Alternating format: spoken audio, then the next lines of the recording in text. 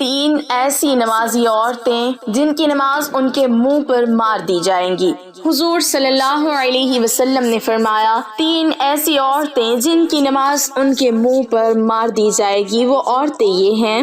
بسم اللہ الرحمن الرحیم۔ ناظرین، قبولیت اعمال ایک راز ہے جو موت کے بعد ہی کھلے گا، اور اگر اعمال کے قبول ہونے کا معلوم کرنا اتنا آسان ہوتا تو ریاکاروں اور بدعتیوں کی اتنی کثرت نہ ہوتی، لیکن شریعت نے اعمال کے قبول ہونے کا معیار اور شرط بتا دی ہے کہ عمل کرنے والے کا عقیدہ دین اسلام اور سنت کے مطابق ہو، اور ہر چیز میں خلوص اور سچائی ہو، اور اپنے نیک اعمال کو برباد کرنے والے گناہوں سے بچتا ہو، تو اسے اللہ تعالیٰ سے قبولیت اور فضل کی امید رکھنی چاہیے۔ نیکیاں قبول یا ضائع ہونے کی علامات اور ہدایات کے لیے ارشاد فرمایا، جس میں انہوں نے حج کی سعادت پانے والوں کے لیے کہا کہ کائنات کو بنانے کا مقصد اللہ کی عبادت ہے، اور عبادت کی قبولیت کے لیے محنت اور جد و جہد ضروری ہے۔ چنانچہ بے ایمان ہونے کی وجہ سے کافر اور منافق کا کوئی بھی عمل آخرت میں فائدہ نہیں دے گا، لیکن انہیں دنیا میں پورا بدلہ دے دیا جائے گا۔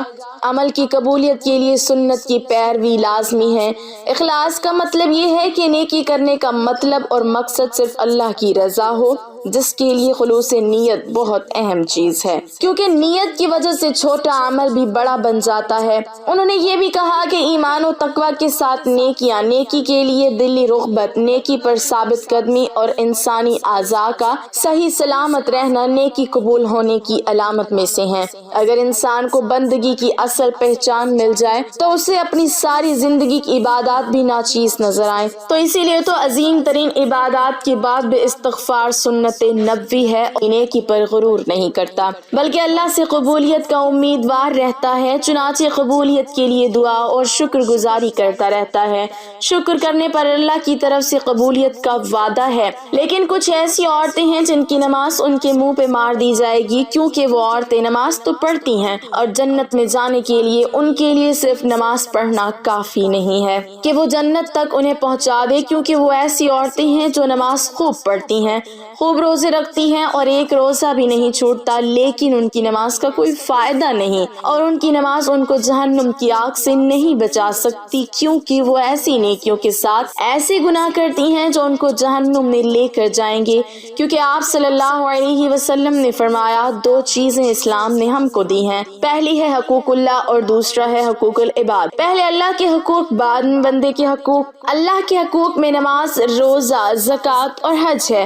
اس کے بعد جو حقوق العباد ہیں وہ بہت مشکل ہیں، کیونکہ اگر حقوق اللہ میں سے آپ نے کوئی ایک حق ادا نہ کیا اور اس کے بعد اللہ تعالیٰ سے آپ توبہ کریں تو اللہ تعالیٰ معاف فرما دے گا، کیونکہ وہ غفور الرحیم ہے۔ لیکن اگر حقوق العباد میں سے کسی حق میں پامالی ہو گئی تو حقوق العباد کی معافی نہیں ہے۔ ناظرین، اب ہم آپ کو ان عورتوں کے بارے میں بتاتے ہیں جن کی نماز یا کوئی بھی نیکی قبول نہیں ہوتی۔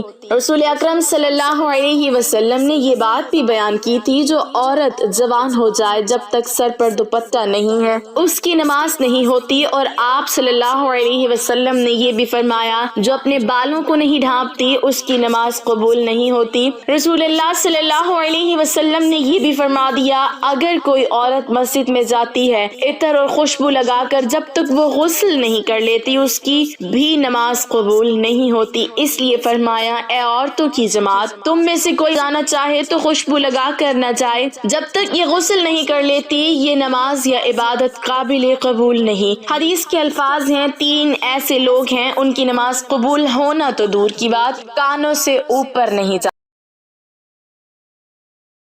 ڈیئر ناظرین، پلیز چینل کو سبسکرائب کر دیں، شکریہ۔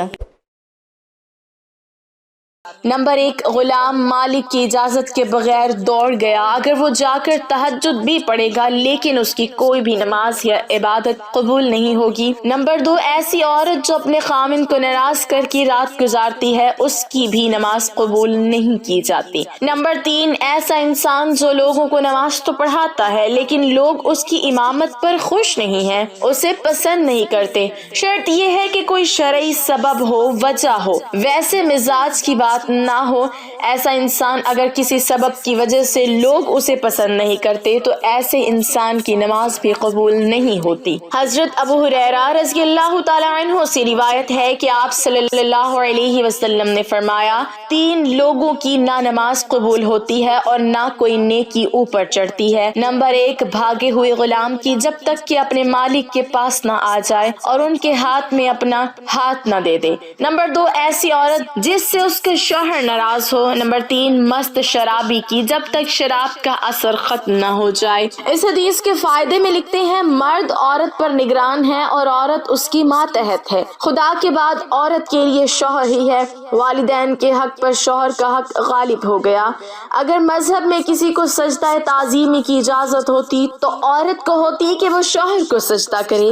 حدیث پاک میں ہے، عورت کے لیے اس کا شوہر جنت یا جہنم ہے، کیونکہ عورت اس کے حق ادا کر کے جنت پا سکتی ہے جس کا اب اتنا بڑا حق ہو، بھلا اس سے ناراض کیسے رہا جا سکتا ہے؟ پھر خدا نے جسے رفیق حیات بنایا ہے، زندگی بھر کا ساتھی اور معاون بنایا ہو، دنیا کے بغیر گزارا نہیں، اسے کیسے ناراض رکھا جا سکتا ہے؟ اس لیے اگر شوہر ناراض ہو جائے تو اسے راضی کرنے کی کوشش کرنی چاہیے، کیونکہ اس کے بغیر دنیا آخرت میں نقصان ہے۔ حضرت عائشہ رضی اللہ تعالی عنہا کی روایت ہے کہ نبی کریم صلی اللہ علیہ وسلم نے فرمایا، بالغہ عورت کی نماز سر ڈھانپے بغیر قبول نہیں ہوتی۔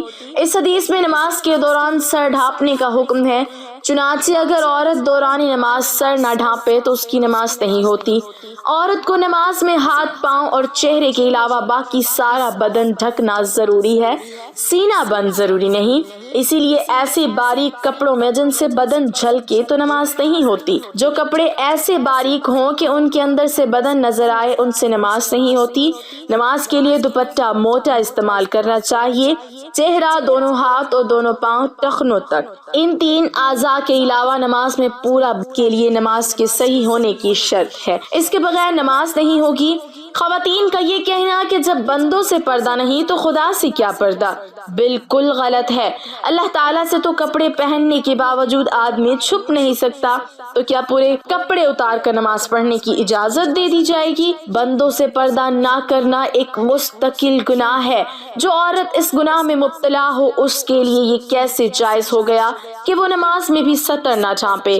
الغرض عورتوں کا یہ شبہ شیطان نے ان کی نمازیں غارت کرنے کے لیے ایجاد کیا ہے۔ نماز کے دوران دوپٹہ کھل جائے اور 3 بار سبحان اللہ کہنے کی مقدار تک کھلا رہے تو نماز ٹوٹ جائے گی، اور اگر سر کھلتے ہی فوراً ڈھک لیا تو نماز ہو گئی۔ نفل نماز تو بیٹھ کے پڑھنے کی اجازت ہے، لیکن بیٹھ کر پڑھنے کا آدھا ثواب ملے گا، لیکن فرض نماز بیٹھ کر نہیں ہوتی، کیونکہ قیام نماز کا رکن ہے، مردوں کے لیے بھی اور کیونکہ قیام نماز کا رکن ہے، مردوں کے لیے بھی اور عورتوں کے لیے بھی، اور اصول یہ ہے کہ نماز کا رکن فوت ہو جائے تو نماز نہیں ہوتی۔ لہٰذا جو عورتیں فرض نماز بغیر معذوری کے بیٹھ کر پڑھتی ہیں ان کی نماز نہیں۔ ڈیئر ناظرین، پلیز چینل کو سبسکرائب کر دیں، شکریہ۔ ہاں، جسم کا صحیح طریقے سے ڈھانپنا ضروری شرط ہے۔ پہنچوں تک ہاتھ کھلے ہوں تو کوئی مسئلہ نہیں، سینے پر اوڑھنی ہونی چاہیے۔ سجدے میں دوپٹہ نیچے آ جائے تو بھی نماز ہو جاتی ہے۔ عورت کا جمع ہو کر اس طرح نفل نماز جماعت کے ساتھ ادا کرنا بدترین بدعت ہے اور متعدد غلطیوں کا مجموعہ ہے، جس کی وجہ سے وہ سخت گنہگار ہیں۔ اور نیل پالش اور آدھی آستین والی عورتوں کی تو انفرادی نماز بھی قبول نہیں ہوتی۔ فجر کی نماز تو عورتوں کو اول وقت میں پڑھنا افضل ہے اور دوسری نمازیں مسجد کی جماعت کے بعد پڑھنا افضل ہے۔ جمعہ جماعت اور عیدین کی نماز عورتوں کے ذمہ نہیں ہے۔ حضرت صلی اللہ علیہ وسلم کا بابرکت زمانہ چونکہ شرف اللہ علیہ وسلم سے احکام سیکھنے کی ضرورت تھی، اس لیے عورتوں کو مساجد میں حاضری کی اجازت دی، اور اس میں یہ بھی ضروری تھا کہ با پردہ جائیں، میلی کچالی جائیں، زینت نہ لگائیں۔ اس کے باوجود عورتوں کو ترغیب دی جاتی تھی کہ وہ اپنے گھروں میں نماز پڑھیں۔ چنانچہ حضرت عبداللہ بن عمر رضی اللہ عنہ سے روایت ہے کہ آن حضرت صلی اللہ علیہ وسلم نے فرمایا، اپنی عورت کو مسجد سے نہ روکو اور ان کے گھر ان کے لیے زیادہ بہتر ہیں۔ حضرت عبداللہ بن مسعود رضی اللہ تعالیٰ عنہ سے روایت ہے کہ رسول اللہ صلی اللہ علیہ وسلم نے فرمایا، عورت کا اپنے کمرے میں نماز پڑھنا اپنے گھر کی چار دیواری میں نماز پڑھنے سے بہتر ہے، اور اس کا پچھلے کمرے میں نماز پڑھنا اگلے کمرے میں نماز پڑھنے سے بہتر ہے۔ مسند احمد میں حضرت ام حمید سعدیہ رضی اللہ عنہا سے مروی ہے کہ انہوں نے عرض کیا، یا رسول اللہ صلی اللہ علیہ وسلم، میں آپ کے ساتھ نماز پڑھنا پسند کرتی ہوں۔ آپ صلی اللہ علیہ وسلم نے فرمایا، مجھے معلوم ہے کہ تم کو میرے ساتھ نماز پڑھنا محبوب ہے، مگر تمہارا اپنے گھر کے کمرے میں نماز پڑھنا گھر کے صحن میں نماز پڑھنے سے بہتر ہے، اور گھر کے صحن میں نماز پڑھنا گھر کے احاطے میں نماز پڑھنے سے بہتر ہے، اور احاطے میں نماز پڑھنا اپنے محلے کی مسجد میں نماز پڑھنے سے بہتر ہے، اور اپنے محلے کی مسجد میں نماز پڑھنا میری مسجد میں میرے ساتھ نماز پڑھنے سے بہتر ہے۔ راوی کہتے ہیں کہ حضرت ام حمید رضی اللہ عنہا نے یہ ارشاد سن کر اپنے گھر کے لوگوں کو حکم دیا کہ گھر کے سب سے دور اور تاریک ترین کونے میں ان کے لیے نماز کی جگہ بنا دی جائے۔ چنانچہ ان کی ہدایت کے مطابق جگہ بنا دی گئی، وہ اسی جگہ نماز پڑھا کرتی تھی یہاں تک کہ اللہ تعالیٰ سے جا ملی۔ یہ تو آن حضرت صلی اللہ علیہ وسلم کی بات تھی، لیکن بعد میں جب عورتوں نے ان میں کوتاہی شروع کر دی جن کے ساتھ ان کو مساجد میں جانے کی اجازت دی گئی، تو فقہائے امت نے ان کو جانے کو مکروہ۔ حضرت عائشہ صدیقہ رضی اللہ تعالی عنہا کا ارشاد ہے، عورتوں نے جو نئی روش اختیار کر لی ہے، اگر رسول اللہ صلی اللہ علیہ وسلم اس کو دیکھ لیتے تو عورتوں کو مسجد سے روک دیتے، جس طرح بنی اسرائیل کی عورتوں کو روک دیا گیا تھا۔ حضرت ام المومنین رضی اللہ عنہا کا یہ ارشاد ان کے زمانے کی عورتوں کے بارے میں ہے۔ اسی سے اندازہ کیا جا سکتا ہے کہ ہمارے زمانے کی عورتوں کا کیا حال ہوگا۔ خلاصہ یہ کہ شریعت نہیں بدلی، اور حضرت محمد صلی اللہ علیہ وسلم کے بعد کسی کو شریعت بدلنے کا اختیار نہیں، لیکن جن قیود و شرائط کو ملحوظ رکھتے ہوئے حضرت صلی اللہ علیہ وسلم نے عورتوں کو مساجد میں جانے کی اجازت دی، جب عورتوں نے ان قیود و شرائط کو ملحوظ نہیں رکھا تو اجازت بھی باقی نہیں رہے گی۔